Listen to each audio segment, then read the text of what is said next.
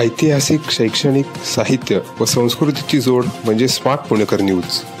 कायदा हा केवळ उपजीविकेचा मार्ग नसून समाजसेवेचे एक प्रभावी माध्यम आहे. वकिली एक पवित्र व्यावसायिकता आहे. सामान्य माणसाचा न्यायव्यवस्थेवरील आणि वकिलांवरील विश्वास हा न्यायदान प्रक्रियेचा पाया आहे. महाराष्ट्रातील न्यायव्यवस्था ही समाजसेवेचे समाधान देणारी आहे. विशेषतः महिलांच्या न्यायासाठी आणि त्यांच्या सुरक्षेसाठी ती एक मजबूत आधारस्तंभ ठरली आहे, असे मत पुणे जिल्हा व सत्र न्यायाधीश M.K. महाजन यांनी व्यक्त केले. जाधवर ग्रुप ऑफ इन्स्टिट्यूट आणि जाधवर लॉ कॉलेज तर्फे राष्ट्रीय परिसंवाद कायदा व करिअरच्या संधी 2025 या भव्य कार्यक्रमाचे आयोजन नरे येथील doctor Sudhakarrao Jadhavar educational campus येथे करण्यात आले होते. या परिसंवादाच्या समारोप प्रसंगी ॲडव्होकेट हर्षद निंबाळकर, C.A. जाधव, मोहन क्षीरसागर आणि M.H. हिराणी, संस्थेचे अध्यक्ष प्राचार्य डॉक्टर सुधाकर जाधवर, उपाध्यक्ष ॲडव्होकेट शार्दूल जाधवर उपस्थित होते. लीगल अँड सेंटरचे उद्घाटन देखील यावेळी झाले. असं म्हटलं जातं की शिक्षणाची पंढरी आहे आणि या पंढरीमध्ये एक छोट्याशा गावातून आलेला एक प्रोफेसर 2014 ते 2025 या 11 वर्षाच्या काळात 80 शाळा कॉलेजेस सुरू करतो. 25,000 विद्यार्थ्यांना शिक्षण देतो. 8,000 कर्मचाऱ्यांना नोकरी देऊन त्यांचं कुटुंब सांभाळतो. अशा व्यक्तीच्या एज्युकेशन सोसायटीमध्ये जाणं मला एक माझ्यासाठी सुखाचं आणि माझ्यासाठी अशा कर्तृत्ववान लोकांच्या कार्याला आपण एनकरेज करणं म्हणून इथं आलो. दुसरं कारण माझ्या ओळखीमध्ये सांगण्यात आलं की मी S.S. महिला लॉ कॉलेजचा विद्यार्थी आहे. माझ्याच कॉलेजच्या विद्यार्थिनी, माझ्या कॉलेजच्या भगिनी मॅडम आज आपले प्रिन्सिपल आहेत आणि ते सुद्धा कारण मला या ठिकाणी येण्यास भाग पडला. When it is a first national conclave on law and career opportunities, my learned senior Sri Harshadji Nibalkar instructed you and informed you what are the career opportunities in the law field. Prior to the 2000, there was only an opportunity of practicing in advocacy. Hardly there were some members who were opted for the public prosecutorship or the judgeship. The examination and the vacancies of those posts are very limited, and therefore there was only the option of doing the advocacy. Shardul Jadhav साहेबांनी म्हटलं, मला खंत वाटते की सगळे कायद्याचे विद्यार्थी वकील व्हायचं म्हणतात, जज व्हायचं म्हणतात, पण सरकारी वकील कोणी व्हायला तयार नाही.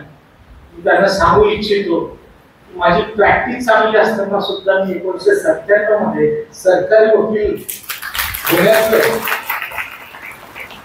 ठरवलं आणि for the first time when the MPSC was started for the appointments of the public prosecutor, I applied for that and I was selected as an APP.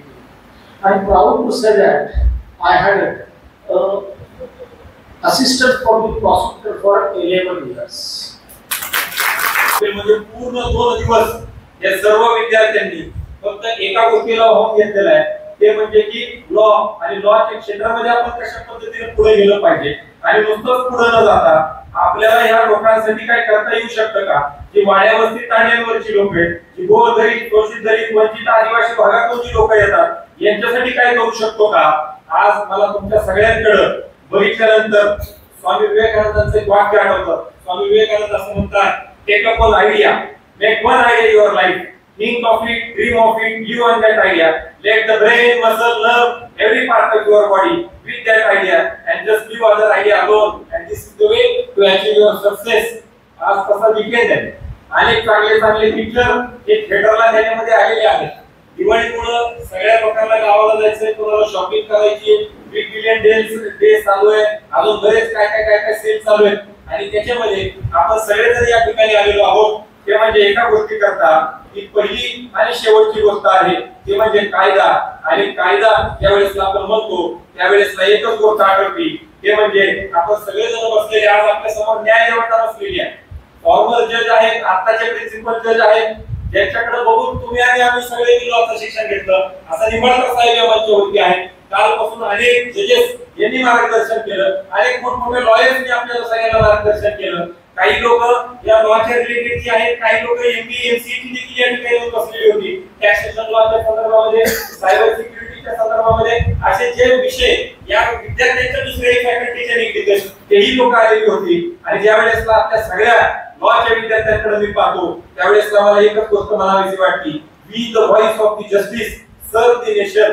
म्हणजे आपल्याकडे असं म्हटलं जातं की या देशाची जी डेमोक्रेसी ही 4 स्तंभांवरती त्या ठिकाणी उभा आहे.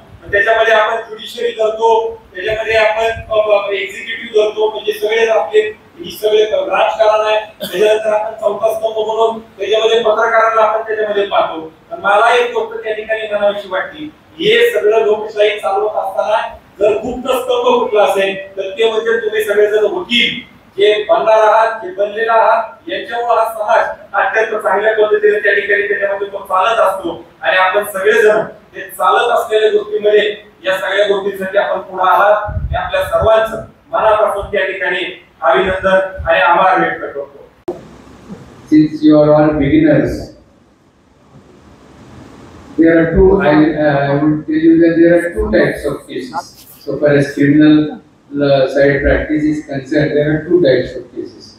One, cases instituted upon a police report, which in normal parlance we call as a police case, and the other is cases instituted otherwise than on police report, which normally we call as a private complaint or a private case. Now, anybody can set a criminal law in motion. Any person who is having knowledge about commission of an offense, cognizable offense, he or she, even if he or she may not be injured, he or she may not be a victim, but if he has knowledge about the cognizable offense, for example, A was going on the road, and while going on the road, he saw that on the other side of the road, some person B stabbed C with a knife, and therefore, as a good human being, he goes to the police station and informs about the incident to the police. So anybody can go and inform about the cognizable case, cognizable offense to the police station. Now, if such a person goes to the police station and informs about a cognizable offense, it is the duty of the in charge of the police station to record that information in writing. And after recording that information in writing, it is read over to the person who gives information, that is the informant. His signature is obtained, and it is also entered into a book which is specially kept in the police station. After that, cognizable information is written down, his signature is obtained. Thereafter, offense is registered by the police because it is information relating to a cognizable offense.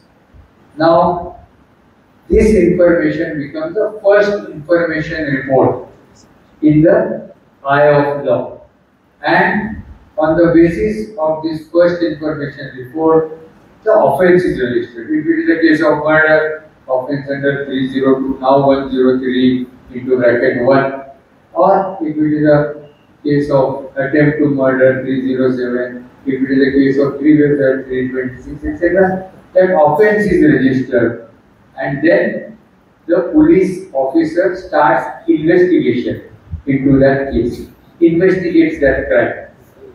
Now, during the course of investigation, first and foremost, he goes and visits the spot of the incident, the place where the incident occurred. He goes and carries out the Panchanama of the scene of offense, the spot of the incident. He sees what all is there, if there are any incriminating circumstances, like if some weapon is there, or if some blood stains are there, etc. He seizes those articles. Justice, liberty, equality and fraternity. आता justice, न्याय, equality समानता, liberty स्वातंत्र्यता आणि fraternity म्हणजे बंधुता. तर मुळात ही आपली जी कायद्याची सुरुवात जी होती ती सगळी घटनेपासून सुरुवात झाली. घटनेच्या प्रिएम्बल मध्ये ही जी 4 तत्व दिलेली आहेत त्याला अनुसरून आपलं सगळं हे चाललं. सायमल्टेनियसली त्याच्यासोबत आपण हे पाहायला पाहिजे की लोकशाही, आता लोकशाहीचे नेहमीप्रमाणे 3 स्तंभ आहेत जे आपल्याला माहिती आहे की डेमोक्रेसी, लेजिस्लेशन आणि एक्झिक्युटिव्ह. तर त्यात एक नवीन वाढ झालेली आहे ती म्हणजे मीडिया. आता त्या 4 वाक्याच्या खोल्यात मी जात नाही, तर आपण आपल्या लॉवर सध्या फोकस करूया. आता सर्वात पहिला प्रश्न आपल्याला असा येतो की what is law, what is law. ते नवीन मुलांना असं वाटतं की कॅन्डिडेटना की हे फार मोठं असं गळण विषय आहे. आता आपण LLM मध्ये गेलो तर law is command of the sovereign, जे आम्ही लॉ कॉलेजला असताना शिकलेलो आहोत, त्याच्याकडे मी जात नाही. लॉ म्हणजे आपल्या साध्या भाषेत it is a codified common sense. साधं आपण विचार करू की मी एखादा फ्लॅट घ्यायचं कबूल केलं, बिल्डरने माझ्याकडनं पैसे वगैरे घेतो, बिल्डरने नंतर मला काही ताबा दिला नाही, तर मी स्पेसिफिक परफॉर्मन्सचा दावा करतो का कॉमन सेन्स सांगतो की त्याने त्याचं दिलेलं वचन पाळलं पाहिजे, तो पाळत नाही म्हणून मला कोर्टात जावं लागतं. तर ही एकंदरीत आपल्या लॉची एकंदरीत व्याख्या आहे. आता आपल्या समोर अजून प्रश्न असे येतील की लॉ मध्ये काय काय करता येईल. आता हा प्रश्न मी माझ्या मनाला विचारतो आणि मग तुम्हालाही विचारतो की आपण लॉ मध्ये जे लॉ कॉलेजला जे ऍडमिशन घेतली त्याच्यामागचं आपलं कारण काय, याचा जर का आपण पूर्ण विचार केला तर आपला पुढचा प्रवास आणि पुढचं करिअर सक्सेसफुल सोपं. आता असं व्हायला नको तेव्हा अजून नोकरी मिळत नाहीये म्हणून मी लॉ करतोय, लॉ करून तरी नोकरी मिळत नाही, मग कुठेतरी MPSC ची परीक्षा बसतो. हे आपल्याला ट्रायल एरर करायचं नाही.